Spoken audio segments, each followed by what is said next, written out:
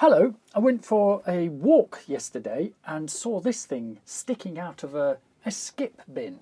So I'm going to try and get it up and running. It looks very dusty. So I think that's builder's dust or something.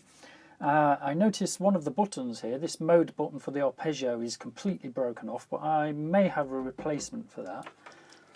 And the earth wire, somebody's chopped that away. So I've already plugged it in anyway. It does make a noise, so let me just demonstrate this device. Now, I think these came out in the late 70s, maybe 1980. And basically all it was an electric piano sound and an electric harpsichord. And I think, not too sure, that you can combine and have piano and harpsichord, or, well, several combinations of things. But anyhow, yeah, it doesn't sound anything fantastic. I turn the sustain on.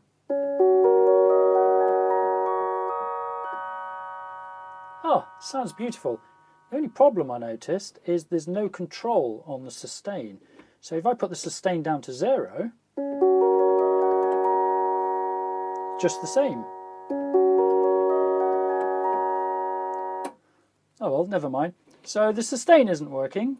The arpeggio button up down control is broken, but the arpeggio does work. The tones, okay, so that was the piano.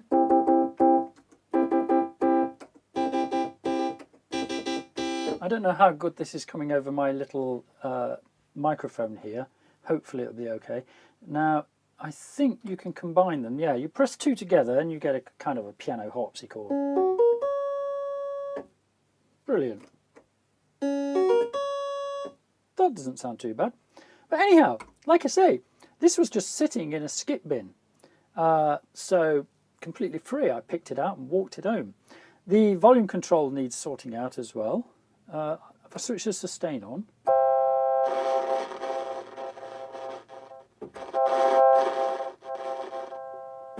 well, that's easy.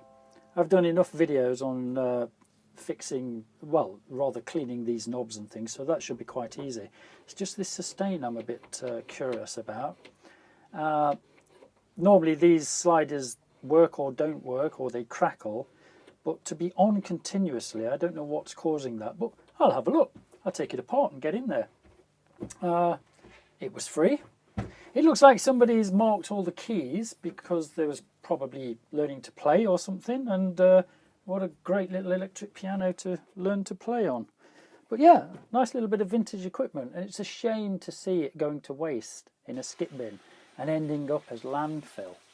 Now, before I start unplugging some of these plugs here to get to things, some of the plugs have the same amount of pins and the same colour wires in the same order, so they could be swapped around. So always mark one with a little line, a pencil, a marker pen, whatever, so you know exactly which one goes where.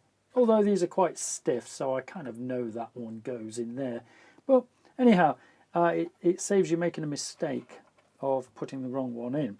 So what I'm doing, I'm going to take out this keyboard. I've unscrewed this board here, as you can see. Save some time. And you have to unscrew that board as well to get to the screws there. So let's get this out and see if there's any sort of damage of any sort on there. What's that? That's just for an LED on the end there, so I'll just unplug that. There we go, that frees this up for us to get a good look in there. So yeah, we've got a broken switch here, and this stuff is just falling apart. It's breaking to pieces. It's very old, this. I'll just take those pieces off. I think I might have to hoover all this out as well, because there's a lot of crap on there. And yeah, this slider here, which feels okay, yeah, that's on full all the time with no control. So it's either the slider or it's something in the circuit that's giving it the full sustain. I'm just going to give this a little clean because it really is tacky and horrible. Looking at the chips on here, there's no chips with any dates on it, so I can't tell you the sort of date of this. But as earlier, my guess is about very late 70s, maybe 1980-ish, by the looks of what's going off here. I could be wrong. All this foam, this was originally foam, which was on here, and it's all gone quite sort of brittle and breaking apart, which is not really a good idea to leave it on there, because if pieces break off, it's going to fall down into the actual potentiometer and jam things up. So I've kind of pulled all this off for the time being. I may make some new foam ones for it, but as you see, very brittle, and little pieces can fall in. But I think they're okay. They kind of feel okay. So I may have got that out just in time. So that can go in the bin. Now then, I have found, remarkably, I think is probably the exact switch to go here. So I'm going to change that one over, and then I'll have a look at the sustain circuit in a moment. So I'm going to unsolder this first and replace that switch, because that's completely broken off the shaft. That what there should be is a little piece sticking up like that as all the one piece of plastic, and then this little decorative piece is put on the top like so. Believe it or not, this solder sucker I bought in 1982. I'm still using the same end. You normally buy replacements for these over time, but look at that. I'm so mean, I'm still using the same end since 1982. I know it's 1982 because there's my old address on there from 1982. Right, okay. Vintage solder sucker on a vintage keyboard.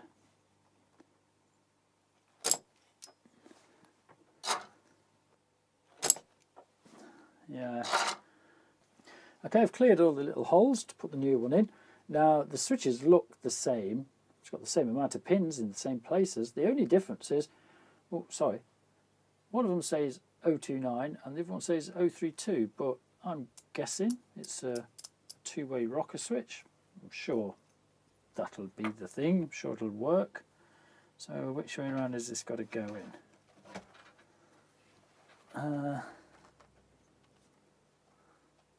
That way round. Oh, look at that. Lovely. So, solder one corner first.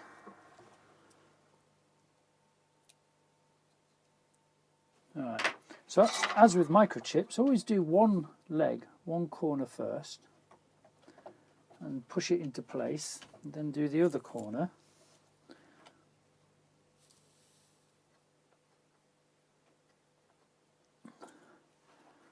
Just make sure that's pushed in.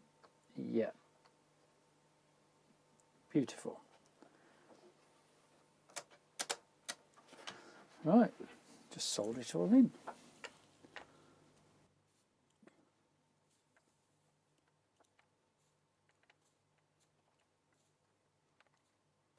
Yep, that's fine. That'll work. So, okay. So that bit's done. Now then, back to this sustain here. Well, firstly, I should at least check with the multimeter that this is working as a potentiometer. And one way to do that is just look at the pins. So it's got 4. One of them's not connected though. Sorry, I'm barely in the camera here. Use this as a little pointer. So where are we? Oh, here, sustain time. All right. So basically it's these two, 1, 2, 3, and number 4 is not connected to anything. So you normally have 3, 1, 2, and 3. Now, what's happening here is this is connecting to the outer casing, and it's using the outer casing to bring the signal of that pin back down here. In a way, let me show you what I mean. The metal casing is being used as a bridge, as a kind of a piece of wire. So one of the pins is connecting, if I get into the camera view, one of the pins is connecting to the actual case, coming along and then using this as the connection for that pin, which is quite clever. So 1, 2 and 3, and the fourth is not used. So I'm going to test across these two and this one to there and there, and just put it on a multimeter just to see if that is actually working. Now it's in a circuit, so you won't get accurate readings because it's in a circuit. There might be resistors and all sorts of things going off inside that circuit. Let me adjust this camera a little bit better. There you go.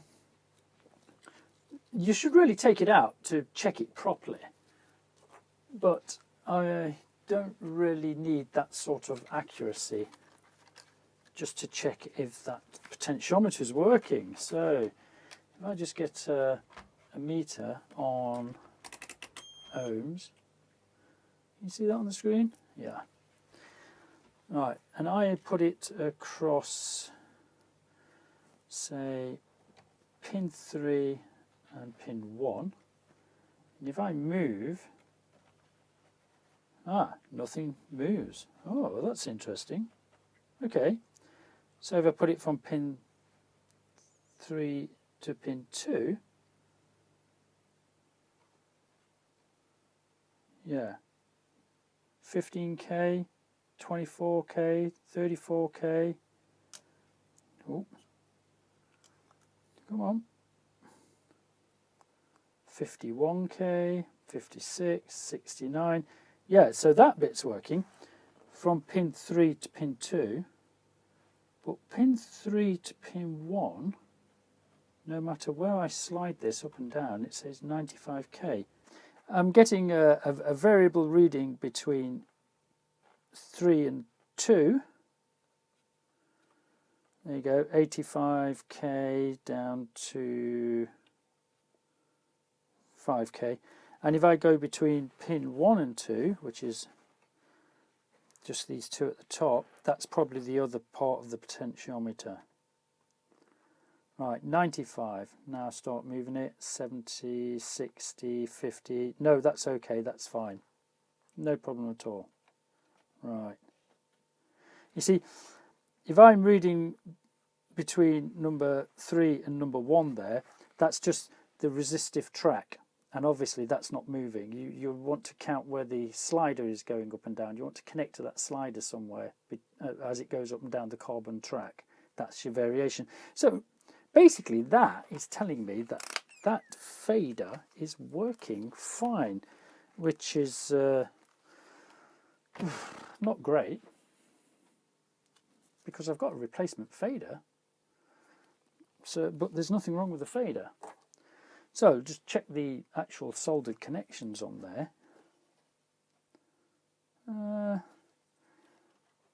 Yeah, there's a few cracks around the solder joints up there. I can just quickly resolder those. So yeah, because of its age, always have a look at the solder joints. And if you see any fine cracking, let's see if I can get that in. I'll take a picture. Yeah, maybe you can see on that how it's got a sort of a cracks going around the outside of it. That's not normally a great thing, so I'm going to resolder that. And that is what we call in the trade a dry joint. So we'll just resolder that anyway, just in case. A little bit of flux, make it all beautiful.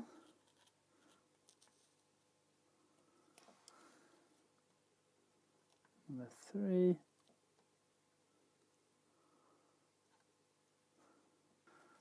Right, that's a little bit better. Same up here. Quite often, things like faders and switchers and things where there's going to be force put on something, then the places where you could normally get these cracks happening.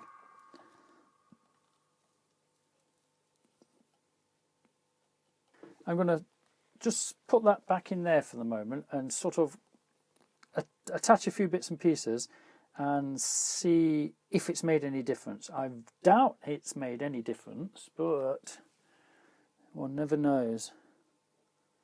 Power on. Smoke, no smoke. Good. Oh, power button here as well. Now this is all live, so always be careful. Right.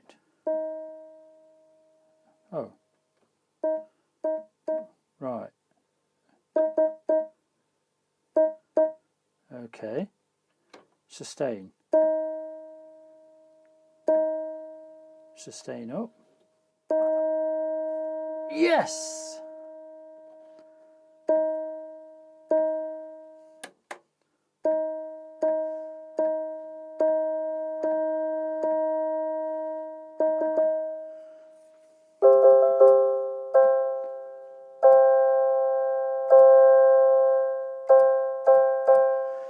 That was just that cracked solder joint up there. Okay, brilliant, brilliant, superb. Okay, what about the arpeggiator now? What does that do?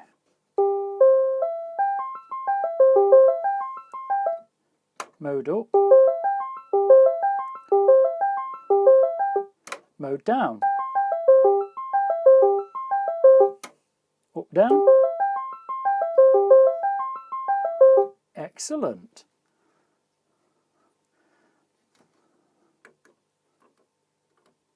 Oh, no, that doesn't work.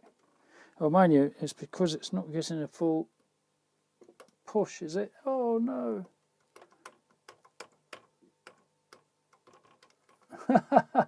Look at that. Now, piano 2 doesn't work. Why? Harpsichord. Harpsichord. Piano 2. No, that button is not registering. Well, there you go. Fixed the sustain, sorted the arpeggiator up, down, left, right, etc. But now this button doesn't work. Now, I don't think it's the button, but if it is, I've always got spares. Okay, let me try and figure out what's going off with that. Why is that not activating? Well, I'm very pleased that the sustain wasn't too much, wasn't anything sort of terrible. But yeah, that's just that little dry joint on that corner there. That was obviously stopping it from working. But why does this switch not work now? Oh, and I've got to clean that volume switch as well, haven't I?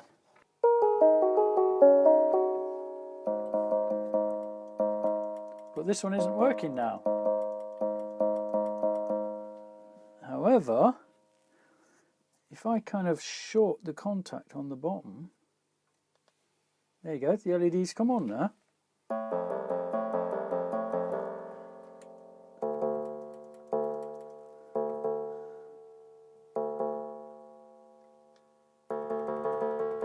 So the actual switch isn't working. So I've taken this switch off here now, and no bleep. It goes from this connection to this connection on the board there. So there's no bleep because this hardly, I mean, it doesn't even click properly. So let's try a replacement. So which one is it? It's this connection from there to there. Yes, excellent. And as you can hear, yeah, it's definitely that's just not clicking anymore. So hopefully, fingers crossed, that's it. Just replace the switch on there and that should be okay, I hope. Oh no, it looks clean now. And that means I'm going to have to clean the other ones. I'm not sure what Roland device that switch came off, but I'm guessing they're all the same.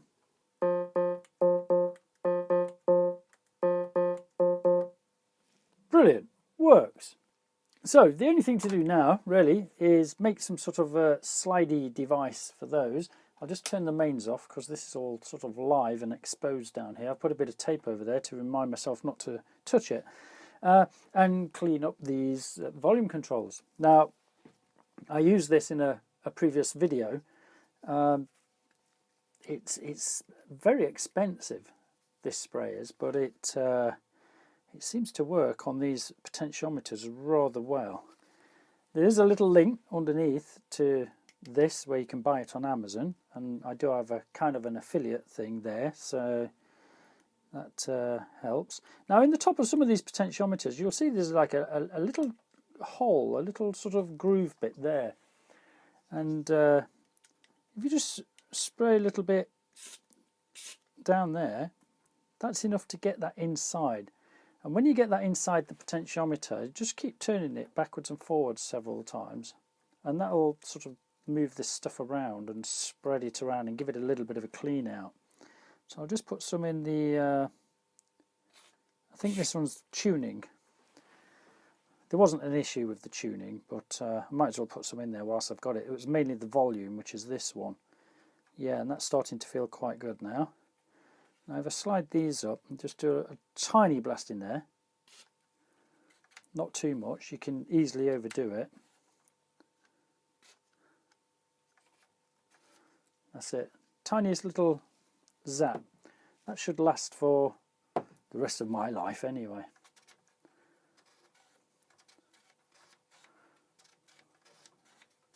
Move them around a bit. Sometimes what happens though is you can loosen a bit of dirt, and that can end up going on the track, so you can actually get a dead spot come back. But as long as you move it up and down a few times after you've sprayed it, normally you can shift it out of the way, any sort of crap and debris and bits and pieces in there. Right, so I'm going to put this board back now and have a look at cleaning up this keyboard, and yeah, that's going to be a bit of a job.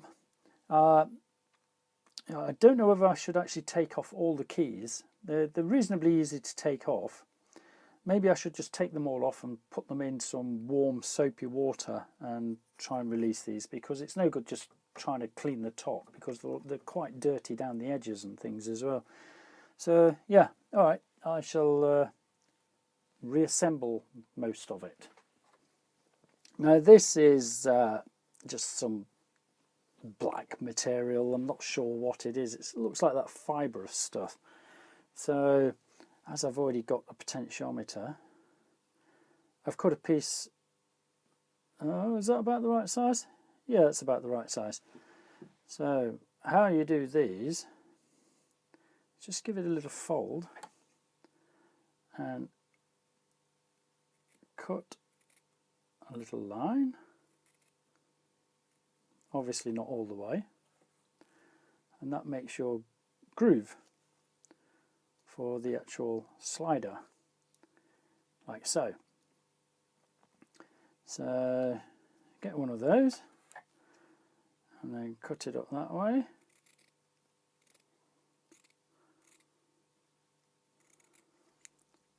And this will just stop future crap from falling down into these things. So put it on there, just make sure that it's going to travel all the way from the top to the bottom. Yeah. And then a bit of double-sided sticky tape.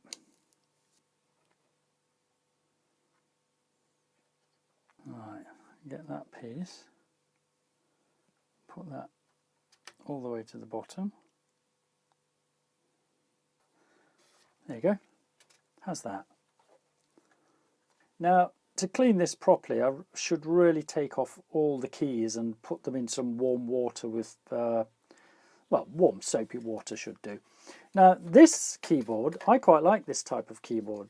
All it is sort of metal leaf springs, and they touch against this bar.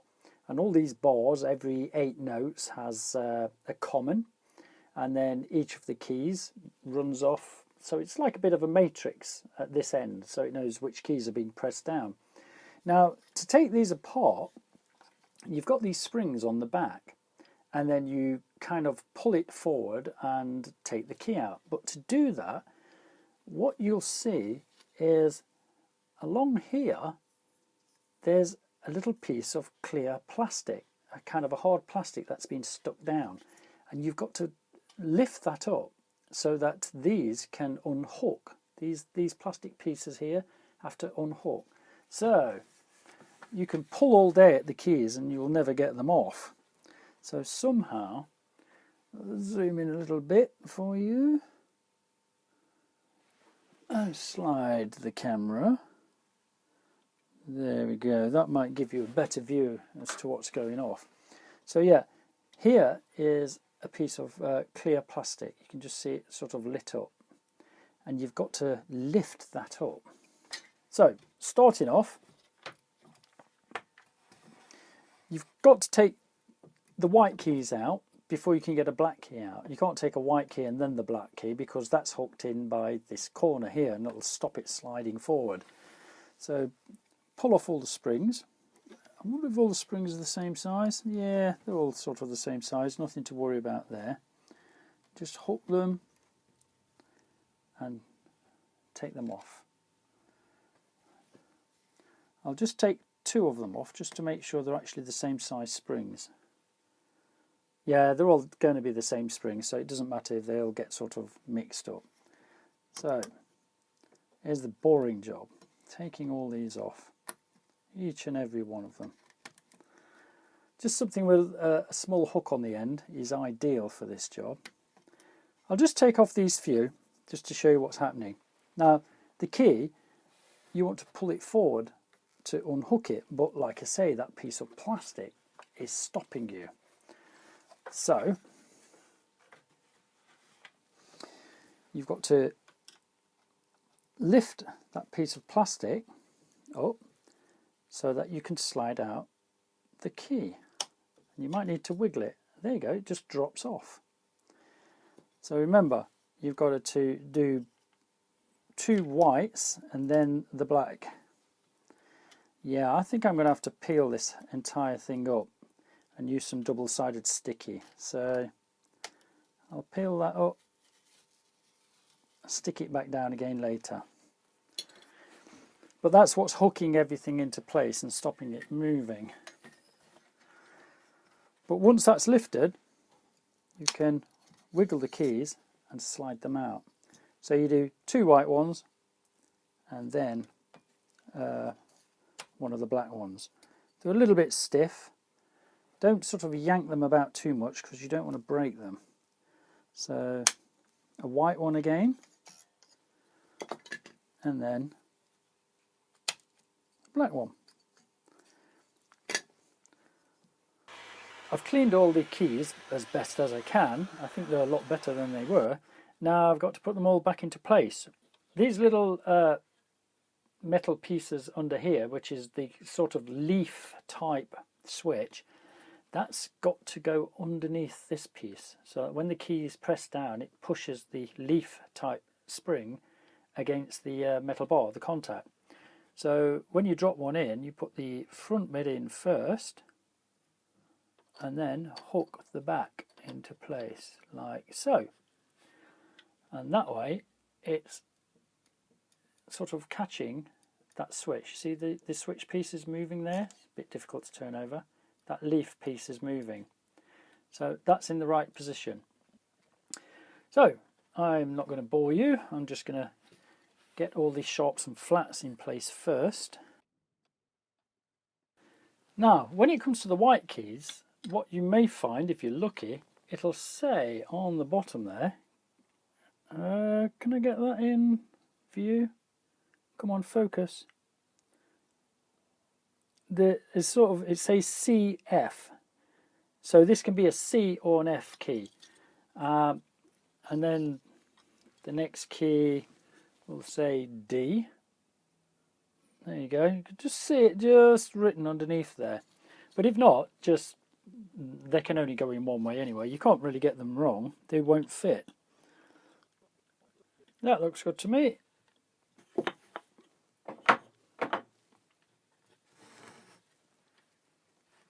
Now the boring task of getting all the springs back in. Now the last piece to do is get this piece of plastic back along here.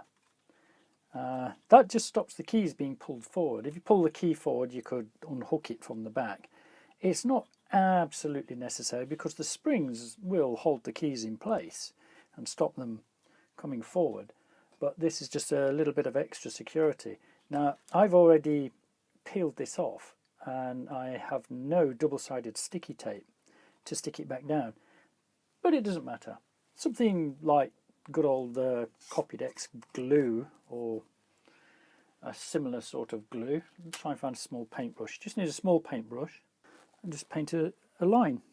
You just don't want it to be too much so it drips down in between the gaps and starts gluing your keys together.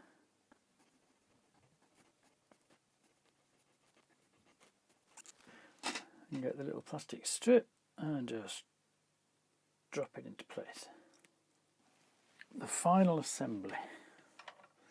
This is going to be awkward.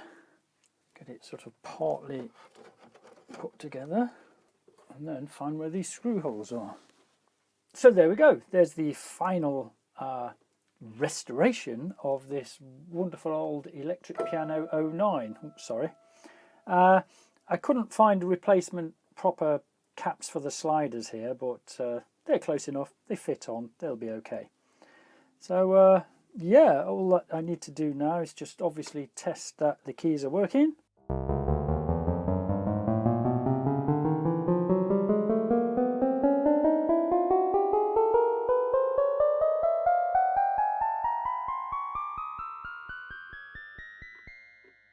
Which they are. Brilliant. And the piano switches, etc.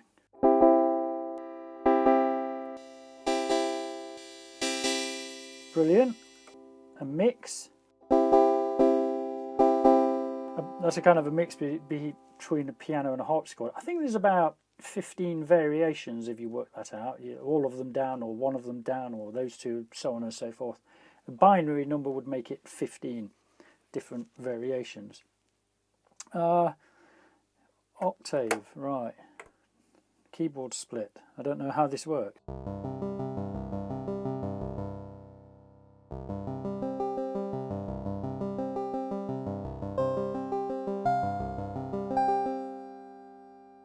Oh, right, okay, so the keyboard split means anything under here is the arpeggio.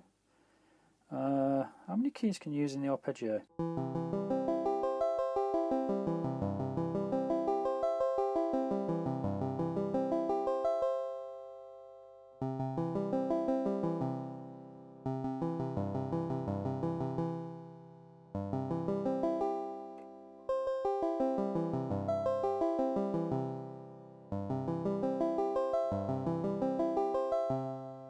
Oh, very sweet. And I guess when that's up, the arpeggios across the entire key range.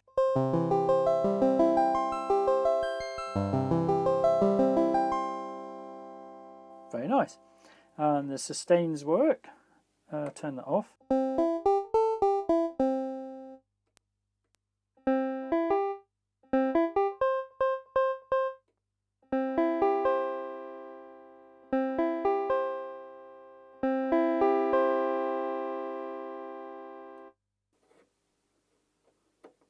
Oh, there you go. It works. Very nice. All nicely all cleaned up now. Yeah, that was great. That was found in a skip bin, and I think it's got quite a nice sort of sound to it. All right.